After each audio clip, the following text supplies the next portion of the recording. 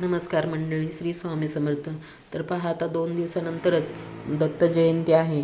म्हणजे 4 डिसेंबर गुरुवारी दत्त जयंती आहे आणि आपला मार्गशीर्षचा गुरुवार पण आहे. तर दत्त जयंती कशी साजरी करायची ते पाहूया. तर दत्त जयंतीच्या दिवशी आपण लवकर उठून आपल्याला पूजा करायची आहे. म्हणजे सकाळची आरती आपल्याला 8-8:30पर्यंतच करायची आहे. त्यानंतर आपल्याला 12:39 मिनिटांनी आरती करायची आहे. तर सकाळी पूजा करताना आपण दत्त महाराजांची मूर्तीवरती अभिषेक करायचा आहे. स्वामी महाराजांची मूर्ती असेल तर त्यावरही अभिषेक करायचा आहे. फोटो असेल तर फोटो फक्त पुसून स्वच्छ करायचा आहे. मूर्ती असेल तर अभिषेक करायचा आहे. आता पाण्याने, दुधाने, पंचामृताने आपण अभिषेक करू शकता. फक्त पाण्याने केला तरी चालतो. तर अभिषेक करून मूर्ती स्वच्छ करून घ्यायची आहे. आणि अभिषेक करताना आपल्याला गणपती अथर्व शीर्ष पठण करायचं आहे आणि पुरुष सूक्त पठण करायचं आहे. तर पुरुष सूक्त जेवढे जास्त वेळेस पठण कराल तेवढं चांगलं.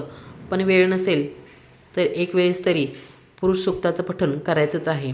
त्यानंतर आपल्याला स्त्रीसूक्त पठण करायचं आहे एक वेळेस. त्यानंतर पवमान सूक्त पठण करायचं आहे एक वेळेस. आणि आपल्याला अभिषेक करून मूर्ती स्वच्छ करून आपल्या देवघरात स्थापना करायची आहे. आणि हे आपण जे तीर्थ आहे ताटामधलं ते आपण तुळस सोडून कोणत्याही झाडाला आपण घालू शकतो. तर आज पिवळी फुलं जर भेटली तर ती आपण मूर्तीला अर्पण करायची आहेत.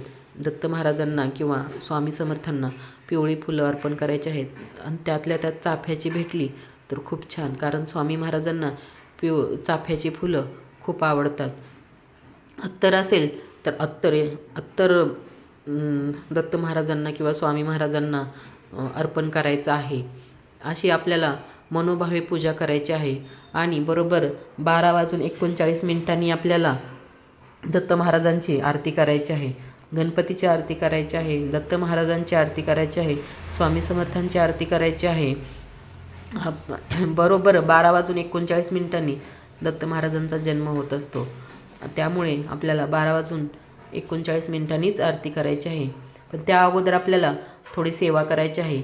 आपल्याला 12:15 वाजता गुरुचरित्रातील 4था अध्याय पठण करायचा आहे. त्यामध्ये दत्त महाराजांच्या जन्माचं वर्णन आहे. त्यामुळे तो 4था अध्याय फक्त म्हणजे गुरुदेव दत्तांचा जन्म झाला, ते 3 बालके जन्म झाला तिथपर्यंतच आपल्याला ते पठण करायचं आहे 4था अध्याय. त्यानंतर आपण गुरुदेव दत्त हे 11 माळी जप करू शकता. श्री स्वामी समर्थ हे पण 11 माळी जप आपल्याला करायचं आहे. आपण दत्त जयंतीच्या दिवशी गुरुचरित्रातला 14वा अध्याय आणि 18वा अध्याय पठण करायचं आहे. यानंतर आपण या दिवशी संक्षिप्त गुरुचरित्र पठण करू शकता. आणि श्री स्वामी समर्थ सारामृत हे आपल्याला एक पाठ करायचं आहे. म्हणजे पहिला अध्यायापासून 21वा अध्याय इथपर्यंत म्हणजे एक पाठ आपल्याला ह्या दिवशी करायचं आहे. तुम्ही दिवसभरामध्ये कधीही करू शकता. म्हणजे सकाळपासून संध्याकाळपर्यंत कधीही सेवा करू शकता. जसा वेळ मिळेल तशी सेवा करा. पण या दिवशी सेवा करणं महत्त्वाचं आहे. त्यामुळे स्वामीचरित्र सारामृत पठण करू शकता तुम्ही. आणि या दिवशी दान धर्म करायला पण महत्त्व आहे. त्यामुळे आपण जवळपास कुठे मंदिर असेल, दत्त महाराजांचं असेल किंवा स्वामी समर्थांचं असेल, तिथे जाऊन आपण गोरगरिबांना दान करायचं आहे. दान करणे खूप शुभ म्हणजे खूप छान मानलं जातं या दिवशी. त्यामुळे दान करणे आवश्यक आहे. गोरगरीब जे दिसतील आपल्याला जाता येता त्यांना आपण आजच्या दिवशी दान करणे हीच खरी देवभक्ती आहे, हीच खरी सेवा आहे.